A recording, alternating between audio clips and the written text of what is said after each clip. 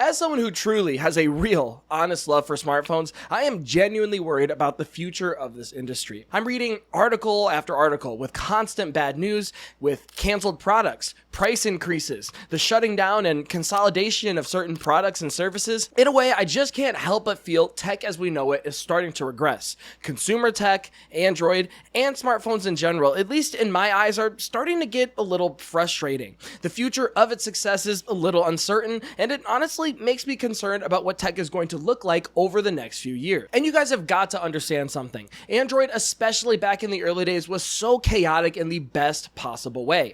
It seemed like every 3 months there was a new top-of-the-line phone with maxed out specs, super unique design, some kind of big angle, new technology with a super unique selling point. There wasn't ever one definitive best smartphone because each one was so different in their approach. That makes me think of Motorola and the Moto X back in 2013.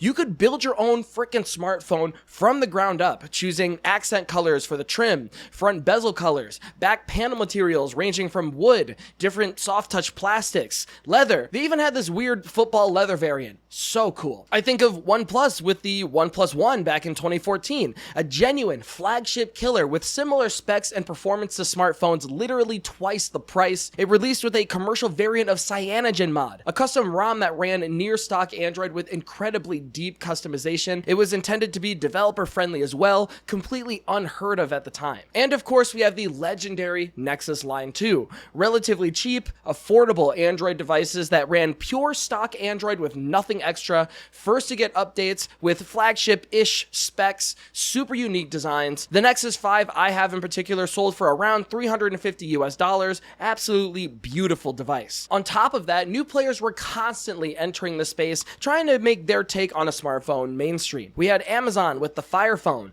Razer bought the Nextbit Robin and then released their own Razer phone lineup. We had Essential, ran by the co-founder of Android, releasing the Essential phone, made with titanium and ceramic in 2017, mind you. It had pins on the back for module attachments, one of my favorite phones of all time. All while BlackBerry, of all people, was making Android phones. Red Hydrogen 1 was a smartphone made by a cinema camera company. HTC and LG were releasing their flagships year after year. We had Google Play Edition phones that took these top-of-the-line flagships and had them run on stock Android. And at this point, you have to understand what I'm saying. Android in the early days used to be this gritty, scrappy platform where manufacturers would make these huge, ambitious attempts. But now, at least in the US, it's the absolute opposite. Everything is too mature, too optimized. There's almost zero competition these days. And if you've been following the mobile tech space for the past 5 years, you would know we're only getting iterative update year after year. Once in a while, we get a slight design change. It's not uncommon for these companies to use the same camera sensors for 4 to 5 years at a time. Typically, it's the same few improvements over and over again. Slightly faster charging, slightly faster modem, slightly faster processor at best. It seems like in this modern era of smartphone, there's almost zero interest in making any high-level hardware plays. Every dollar is scrutinized, every change is designed by committee. There is just no risk anymore. If we were in 2015, Samsung, Google, Apple, HTC, LG, they would all be going crazy to implement silicon carbon batteries, 1-inch camera sensors, adding 120-watt super fast charging or 10x periscope zoom lenses. If we were in 2015, smartphones would be swinging at the fences trying to get everyone's attention. To make matters worse, software has hit an absolutely massive wall as well. If you know me, I cover Pixel phones day in and day out, and I can tell you there is no game-changing, highly identifiable difference between Android 16 and Android 17. We get a couple of tweaks here and there. There are some new frameworks that will only show themselves when developers eventually support them, and a lot of app updates. Truthfully, the biggest changes to stock Android recently has been Material 3 Expressive. And don't get me wrong, it's a great visual change, but functionally, there isn't really much to it. Recently, I switched over to Samsung. One UI is incredibly feature-packed, but over the past 2 years or so, it hasn't received any real game-changing updates either. Ironically, iOS has probably changed the most as of late, but they're just playing catch-up with what Android has already had for years. They finally added real home screen customization and free app icon placement, which is a big deal for them, but old news to us. Liquid Glass was their biggest, headlining change over the years, and even that wasn't received very well. There is just incredibly little innovation happening on the software side, which is a complete night and day difference compared to early Android, where every manufacturer was fighting for the most useful, feature-rich skin. All of that love, care, and development that used to be poured into the operating system has sadly been almost completely replaced with AI. To be clear, some of these AI features are genuinely interesting, and I'm not going to pretend every single implementation is terrible. There is some real value there. But I just can't shake the feeling that AI in smartphones isn't taking off in this crazy, revolutionary way that some of these tech companies desperately want. During every keynote and product announcement, there is a loud wave of negative feedback regarding Apple Intelligence, Gemini Intelligence, or whatever branded AI feature is being pushed onto consumers. And listen, I talk to the average consumer quite often.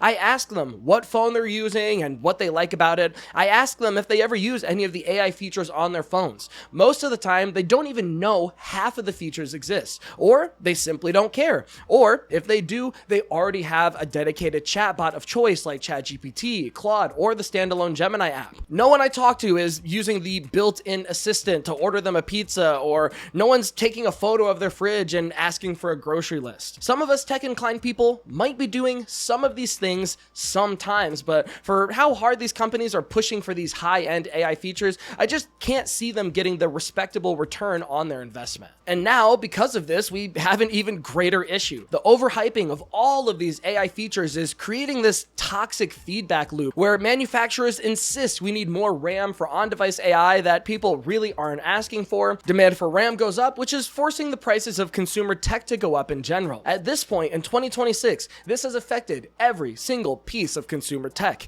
It is well documented that everything has increased in price or is heavily rumored to. Apple recently increased the prices of their MacBooks, iPads, the Vision Pro, and Apple TV by anywhere from $50 to $300 depending on the product. It's rumored that the iPhone 18 lineup is going to see a price increase too, ranging from around $50 to the base model for up to $200 for the Pros. Samsung already announced price increases on their latest foldables, and the Tab S11 series going up anywhere from $50 to $100. Even worse, budget phones are getting hit incredibly hard as well. Motorola's Moto G series recently saw price increases of 33% to almost 50%. Nothing outright canceled the CMF Phone 3, citing that the cost of RAM now accounts for more than 50% of the total hardware bill, making it more expensive than the processor or the display. We are absolutely going to see more cancellations if this trend continues. Deep down, we all know that these prices will likely never go back to normal when these component shortages eventually do end. From here on out, I can almost guarantee you that this is the new, much more expensive normal for smartphones and consumer tech in general. It really just feels like phones as a hobbyist platform are in serious decline. Everything in the current market landscape is working actively against the idea of smartphones being excited, accessible, and ambitious again. We're at the point where the shock and awe of a new device reveal is completely gone, and that makes me genuinely sad to see. I miss the old school days of Android where competition was fierce and every manufacturer was putting everything on the line to massively outdo each other. But now it seems like we're in a tough spot, to say the least. With that said, I want to know what you guys think about all this. Do you feel the same doom and gloom as I'm currently feeling towards the smartphone market? Or is there another angle here? Is there something I'm missing that tells you there are brighter days ahead? Am I missing a point here that I should have mentioned in this video? Please leave a comment and let me know your thoughts, as I'm super curious to hear what the Android community is thinking. Until next time, my friends, this has been Jordan Floyd with 9 to 5 Google. Thank you so much for watching, and I'll see you in the next one.